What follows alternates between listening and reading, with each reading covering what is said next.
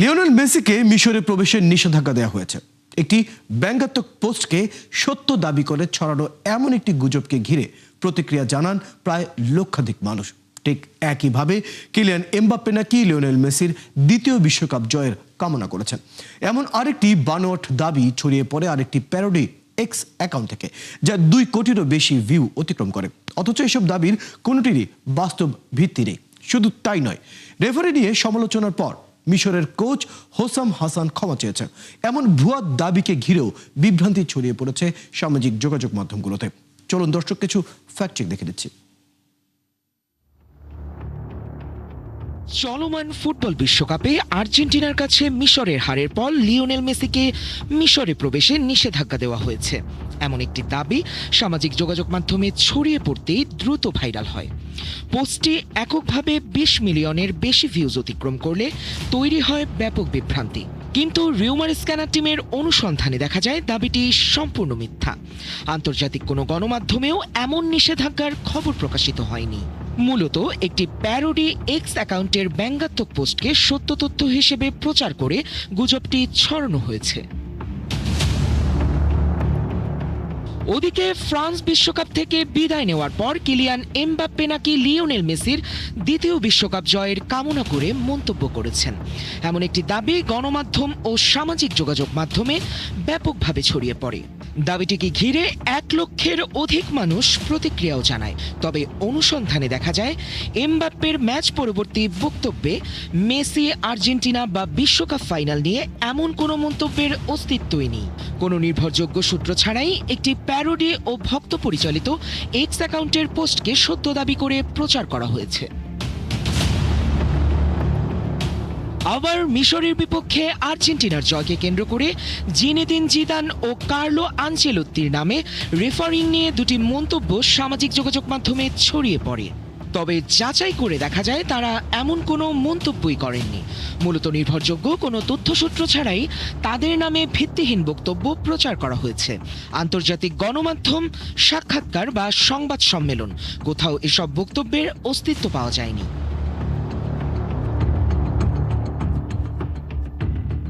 গুজব এখানেই শেষ নয়, আরও আছে। মিশরের বিপক্ষে আর্জেন্টিনার ম্যাচে রেফারি নিয়ে সমালোচনার পর মিশরের কোচ হোসাম হাসান নাকি ইনস্টাগ্রামে ক্ষমা চেয়েছেন। যুগান্তরের লোগো সম্বলিত এমন একটি দাবি ভাইরাল হয়, কিন্তু তিনি এমন কোনো মন্তব্য বা পোস্ট করেননি। যুগান্তরের নামে ছড়ানো ফটোকার্ডটি কৃত্রিম বুদ্ধিমত্তা দিয়ে তৈরি করা হয়েছে। দর্শক, আজকের অপতথ্যগুলো যাচাই করতে গিয়ে দেখা গেল চলমান ফুটবল বিশ্বকাপকে কেন্দ্র করে সামাজিক যোগাযোগ মাধ্যমে ধারাবাহিকভাবে প্রচার করা হচ্ছে নানা গুজব। যথারীতি ভিউ বাড়ানোর অপচেষ্টায় ছড়ানো হচ্ছে অধিকাংশ গুজব। নানান অভিনব কৌশলে ছড়ানো এসব গুজবের ফাঁদে না পড়তে সচেতন থাকার পরামর্শ বিশ্লেষকদের। সায়ক দাস, ৭১। দর্শক, আমরা প্রতিবেদনটা দেখলাম। আগে জানিয়েছি আজ আমাদের সাথে যুক্ত আছেন বাংলাদেশ জাতীয় ফুটবল দলের গোলকিপিং কোচ নুরুজ্জামান নয়ন। যুক্ত হচ্ছে তার সাথে। নুরুজ্জামান নয়ন, আপনাকে স্বাগত জানাচ্ছি আজকের আমাদের এই আয়োজনে। প্রথমে যে বিষয়টি জানতে চাই, পুরো বিশ্বকাপের প্রথম থেকে শুরু করে এই পর্যন্ত বিশ্বকাপ সম্পৃক্ত যত ধরনের আমরা অপতথ্য দেখেছি, সেটি আমরা নানাভাবে নানা মানুষকে নানা রকমভাবে প্রভাবিত করতে দেখেছি।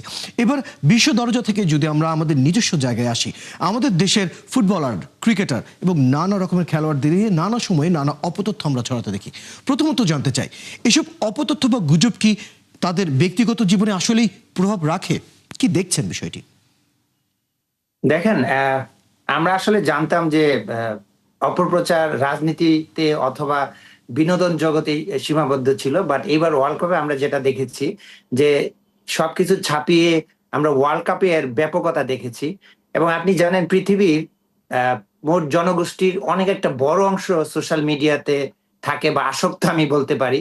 সুতরাং এই সোশ্যাল মিডিয়ার মাধ্যমে কিন্তু এই অপতৎপরতা বা মিসগাইড করা হয় এবং তাদের মানুষের ইমোশন নিয়ে এখানে খেলে। এখানে দেখেন যে বড় টিম যেগুলো রয়েছে এবং যারা টার্গেট করে তাদেরকে নিয়ে আসলে টার্গেটটা করা হয় এবং জানে যে মানুষ এখানে ইমোশনাল অনেক বেশি ইনভলভ হয় এবং আমরা যেটা করি অনেক সময় না বুঝে না শুনে আমরা এটাকে শেয়ার করি। সো আমার কাছে মনে হয় যে কোনো সংবাদ যদি আমরা সোশ্যাল মিডিয়াতে পাই, সেটা সত্যতা যাচাই করা অনেক বেশি ইম্পোর্টেন্ট, এবং সাথে, সাথে আমরা যদি এই সংবাদটা ২ থেকে ৩ টি গণমাধ্যম বা ক্রস চেক করি অথেন্টিক যেসব মাধ্যমগুলো রয়েছে, তাহলে মনে হয় যে এই প্রচারের অংশটা অনেকটা কমে আসবে। এবং এই অপপ্রচার থেকে আমরা যেটা দেখেছি যে স্পোর্টসকে নিয়ে যেই ধরনের ভিউ ব্যবসা, আমি বলবো সরি টু সে, যে এখানে হয়তোবা তারা ইনকাম করার একটা প্রচেষ্টা চলছে, এবং এই অপপ্রচেষ্টা থেকে মানুষের মধ্যে বিভেদ তৈরি হচ্ছে, মানুষের মধ্যে কনফ্লিক্ট তৈরি হচ্ছে, এবং আমরা মারামারি, হানাহানি পর্যন্ত এবং হতাহত পর্যন্ত আমরা দেখেছি। সো এটা আমাদের জন্য অনেক দুঃখজনক, এবং পুরো পৃথিবীর জন্য একটা দুঃখজনক বিষয়। সো আমার কাছে মনে হয় যে আমরা যেকোনো নিউজ যদি পড়ি বা দেখি, সেটা অথেন্টিক আহ আছে কিনা সেইটা যাচাই করা আমাদের আসলে নিজের জায়গা থেকে দায়িত্ব। না, আপনি আমাকে শুনতে পাচ্ছেন অবশ্যই। আমি এখানে যে বিষয়টি আসলে যুক্ত করতে চাই, বেশ কিছু তথ্য ইতিমধ্যেই আপনি এখানে বলেছেন, পরামর্শের কথা বলেছেন। আমাদের দেশের খেলোয়াড়দের নিয়ে আসলে কি পরিমাণ গুজব বা অপতথ্য আসলে ছড়ায় বলে আপনি মনে করেন? কারণ আমরা যে পরিমাণ অপতথ্যগুলোকে ছড়াতে দেখি, সেটি কি তাদের ব্যক্তিগত জীবনে কোনোভাবে প্রভাবিত করে, ইতিবাচক বা নেতিবাচকভাবে? কি দেখছেন? আপনার ব্যক্তিগত অভিজ্ঞতা থেকে জানতে চাই। Thank you. এটা খুব ভালো একটা প্রশ্ন, এবং আমরা দেখি যে আমাদের ফুটবল এবং ক্রিকেট সবচেয়ে বেশি জনপ্রিয়, বাট ইদানিং সময় ফুটবলটা অনেক বেশি জনপ্রিয়, এবং সোশ্যাল মিডিয়াতে আমরা যেভাবে অ্যাটাক করতে দেখি স্পেসিফিক কিছু প্লেয়ারদের, এটা আসলে আমাদের বলবো যে এটা খুবই একটা মানে বাজে কাজ আমি বলবো, এবং তাদেরকে আমরা সবসময় স্পেশালি খেলার আগে সোশ্যাল মিডিয়া থেকে দূরে থাকতে বলি, কিন্তু একজন মানুষের পক্ষে সবসময় হয়তো বা সোশ্যাল মিডিয়া থেকে দূরে থাকা সম্ভব না, যার কারণে নিজের অজান্তে অনেক সময় অনেক ইনফরমেশন চলে আসে। তো সেই নেগেটিভ ইনফরমেশন যখন আসে, বা নিজের সম্পর্কে যখন নেতিবাচক কোনো ইনফরমেশন দেখে, সেটা কিন্তু অবশ্যই মানসিকভাবে সেই প্লেয়ারকে ক্ষতিগ্রস্ত হয়। এবং আমি বলবো সে বর্তমান প্লেয়ার শুধু আর্থিক ক্ষতিগ্রস্ত যে হয় না, এটা ফুটবলের ন্যাশনাল টিম যদি হয় বা ক্রিকেটের ন্যাশনাল টিম যদি হয়, সেই ক্ষেত্রে পুরো দেশ বা জাতি ক্ষতিগ্রস্ত হয়। সুতরাং আমরা এই জিনিস থেকে অবশ্যই বিরত থাকা উচিত। আমরা যদি সত্যিকার অর্থে ফুটবলকে বা স্পোর্টসকে, যে কোনো স্পোর্টসকে ভালোবাসি, আমরা এই ধরনের বিভ্রান্তিমূলক তথ্য থেকে বিরত থাকা উচিত। এবং আমার মনে হয় এটা কিছু মানুষ আছে যারা ইচ্ছাকৃতভাবে তাদের পেজটাকে বা তাদের বলবো যে সোশ্যাল মিডিয়াকে জনপ্রিয় করার জন্য রাতারাতি এইটা তারা করছে। তো এটা আসলে আমি কোনোভাবেই আরেকটু আমাদের জানতে চাই, কাছে সেটা হচ্ছে আমরা তো এত মূলত সব খেলোয়াড়দের নিয়ে কথা বলেছি। নারী খেলোয়াড়দের নিয়ে সবচেয়ে বেশি গুজব এবং অপতথ্য আমরা গত 1 থেকে 2 বছরের কথাও যদি উল্লেখ করি, তাও বেশ বড় পরিমাণের আমরা দেখতে পাচ্ছি। এই যে নারী ফুটবলারদের নিয়ে অপতথ্য বা গুজব, এটা যখন ছড়ায়, আসলে এইসব নিয়ে কি করার আছে? মানে আপনারা খেলোয়াড়দেরকে কি বলেন, কিভাবে তারা নিজেদেরকে এই জায়গা থেকে বাঁচাতে পারে, বা কি পরামর্শ দেন খেলার আগে এইসব বিষয়গুলো নিয়ে? দেখেন, একজন স্পোর্টসম্যান নারী বা পুরুষ হোক, তারা কিন্তু মেন্টাল স্ট্রেংথটা অনেক একটা বড় শক্তি। সো আমরা যেটা বলি যে যত পারা যায় যে কনফ্লিক্ট জাতীয় যে ধরনের নিউজ আছে, সেগুলো থেকে বিরত থাকা, এবং অ্যাডাপ্টেশন যে ক্যাপাবিলিটি। সো আমার কাছে মনে হয় আমরা সেইটাই বলি, যে এটা যদি সত্যতা না থাকে, তাহলে এটা নিয়ে আসলে স্ট্রেস করার কিছু নাই। বাট এত ব্যাপকতা বেড়েছে যে স্পেশালি আপনি নারীর কথা বলছিলেন, নারী ক্রিকেটার বা ফুটবলার, তারা কিন্তু সামাজিকভাবে অনেক হেয় হয়, এবং তারা যখন যেখানে মুভমেন্ট করুক না কেন, তারা কিন্তু সেখানে অনেকের বুলিং এর শিকার হয়। সো এইটা কিন্তু সরাসরি তাদের পারফরমেন্সকে ডেটোরেট করে। সো একটা হাইয়েস্ট লেভেলের প্লেয়ার যদি তার পারফরমেন্স ঠিকভাবে দিতে না পারে একটা দেশের জন্য, জাতির জন্য, সেই ক্ষেত্রে কিন্তু তার ন্যাশনাল টিম অনেক বেশি ক্ষতিগ্রস্ত হয়।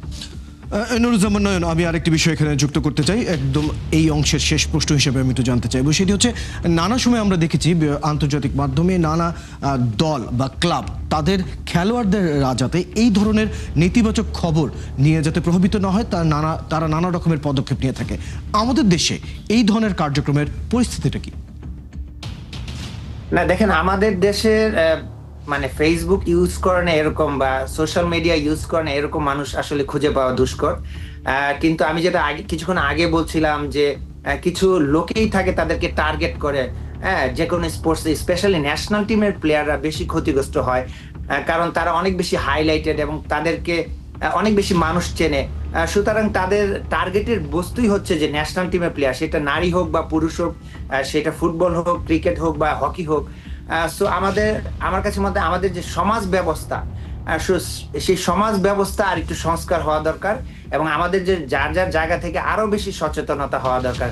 আমরা যদি যার যার জায়গা থেকে সচেতন হই এবং এটাকে অ্যাকসেপ্ট না করি, আমরা বুঝে শুনে শেয়ার করি, তাহলে আমার কাছে মনে হয় এই জিনিসটার প্রভাব, নেতিবাচক প্রভাব অনেক কম আসবে, যেটা কিনা আমাদের স্পোর্টসের জন্য ভবিষ্যতে অনেক অনুপ্রেরণা হিসেবে কাজ করবে। চমৎকার নুরুজ্জামান নয়ন, আপনার সাথে এই বিষয়টা নিয়ে আমরা আরো আলোচনা করব। তবে ঠিক এই মুহূর্তে একটা বিরতির সময় হচ্ছে, বিরতির পর আবার আপনার কাছে ফিরবো, সঙ্গে থাকুন। ধন্যবাদ সাথে থাকার জন্য। আছেন ৭১-এ চলছে হিউমার ডেক চেক নিয়ে ৭১-এর নিয়মিত আয়োজন ফেক নিউজ স্ক্যানারে। দর্শক, আমাদের সাথে আমাদের অতিথি বাংলাদেশ জাতীয় ফুটবল দলের গোলকিপিং কোচ নুরুজ্জামান নয়ন যুক্ত আছেন। আবারও যুক্ত হচ্ছে তার সাথে। নুরুজ্জামান নয়ন, আরও একবার স্বাগত জানাচ্ছি এই পর্যায়ের আয়োজনে। যে আলোচনা থেকে শুরু করতে চাই সেটি হচ্ছে, কিছুক্ষণ আগে বিরতির আগে আমরা কথা বলছিলাম কীভাবে আমরা খেলোয়াড়দেরকে এই ধরনের অপতথ্য থেকে তাদেরকে আসলে বাঁচাতে পারি। একটি তথ্য সামনে এসেছে, আন্তর্জাতিক বিভিন্ন দল বা ক্লাবগুলো আমরা দেখেছি সাধারণত সোশ্যাল মিডিয়া প্রোটেকশন সার্ভিস নামে একটি সুবিধা ব্যবহার করে, যেখানে কোনো খেলোয়াড়ের নামে কৃত্রিম বুদ্ধিমত্তা বা বর্ণবাদী, বিদ্বেষমূলক বা ভুয়া মন্তব্য বা মেসেজ আসলে সেটি স্বয়ংক্রিয়ভাবেই ফিল্টার হয়ে যায়, যাতে তার পর্যন্ত সেটি না পৌঁছায়। ফিফা থেকে শুরু করে আইসিসি, দুই জায়গায় দুটি আলাদা অ্যাপস রয়েছে, দুটি আলাদা সেবা রয়েছে, কিন্তু দুটাই মূলত একই ধরনের কাজ করে। এই সার্ভিসগুলো বা এই ধরনের উদ্যোগ কি আমাদের দেশে, আমাদের খেলোয়াড়দের জন্য, আমরা কি আমাদের যে সংগঠনগুলো রয়েছে যারা খেলা সম্পৃক্ত, তাদেরকে এই ধরনের কোনো উদ্যোগ নিতে দেখছেন বা প্রয়োজন কিনা, কি মনে করেন? না, ডেফিনেটলি এটা অবশ্যই প্রয়োজন, কিন্তু আমরা এই ধরনের উদ্যোগ, ভিজিবল উদ্যোগ কিন্তু আমরা এখনো দেখিনি। কারণ এটা সফটওয়্যার, যেহেতু এটা অবশ্যই পে করতে হবে। তো আমার কাছে মনে হয় দিস দ্য রাইট টাইম যে আমরা এই ধরনের প্রযুক্তি যেহেতু আছে সেটার মানে ব্যবহার করা উচিত। কারণ আপনি দেখেন একটা প্লেয়ারকে মনোসংযোগ বা কনসেন্ট্রেশন বা যেটাই বলি না কেন, সাইকোলজিক্যাল পার্টটা অনেক বেশি ইম্পর্টেন্ট। সো সাইকোলজি, সে যদি ডিজিটাল ডিস্ট্রাক্টেড হয়, সেই ক্ষেত্রে কিন্তু সে কিন্তু সঠিক মনোযোগ বা প্রপার মনোযোগ কিন্তু যে কোনো স্পোর্টসে দিতে পারে না।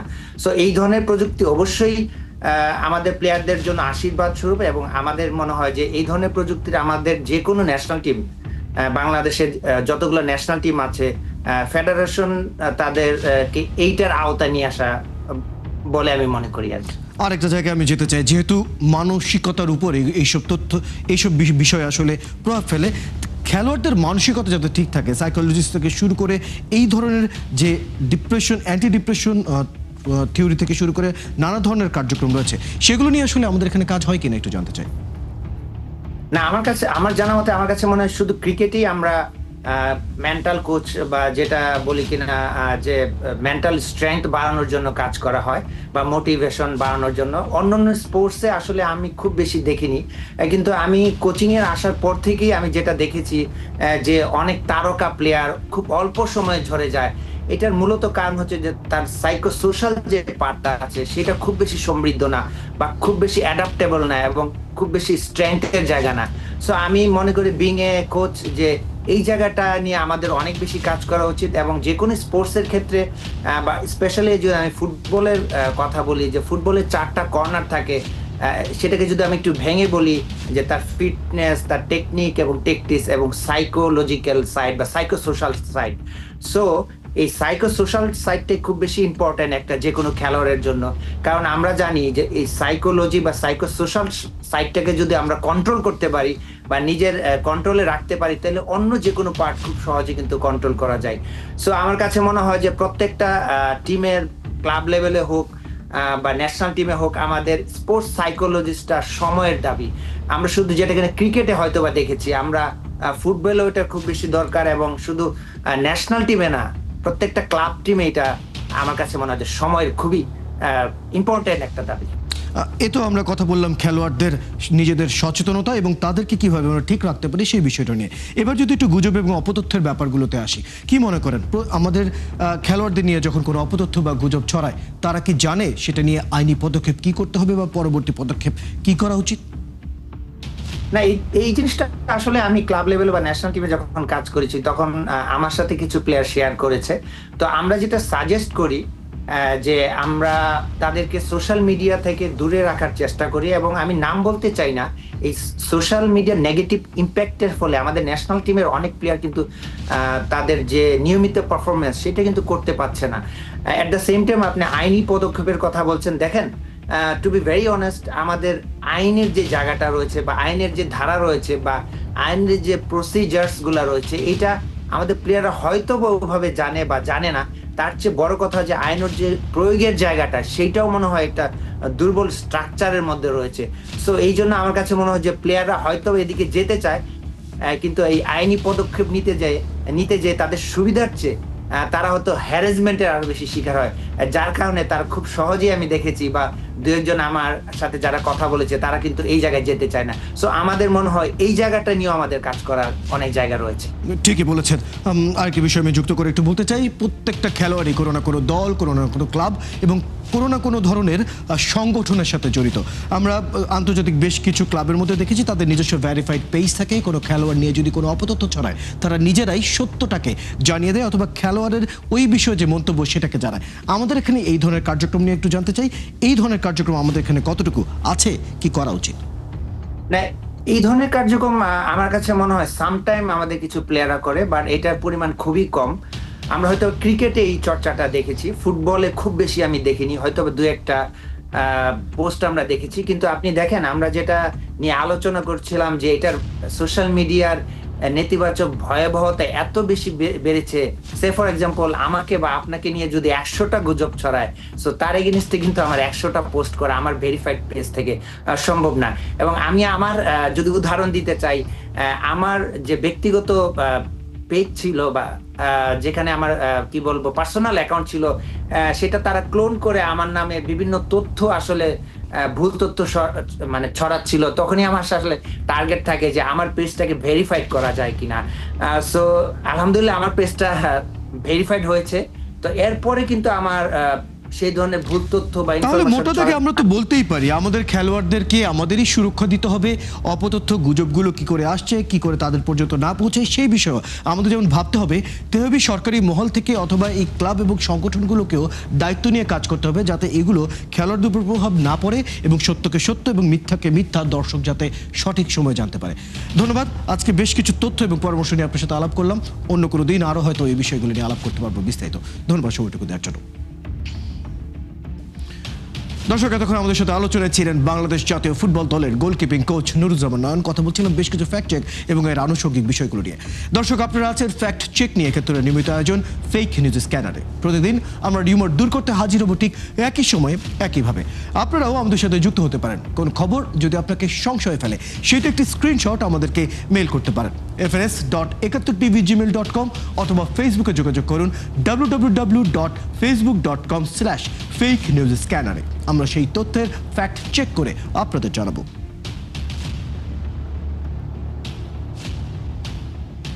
চটকদার শিরোনাম দেখেই ক্লিক করবেন না। বিশ্বাস আর প্রতিক্রিয়া জানানোর আগে ফ্যাক্ট চেক করুন। আর থাকুন ৭১-এর সাথে।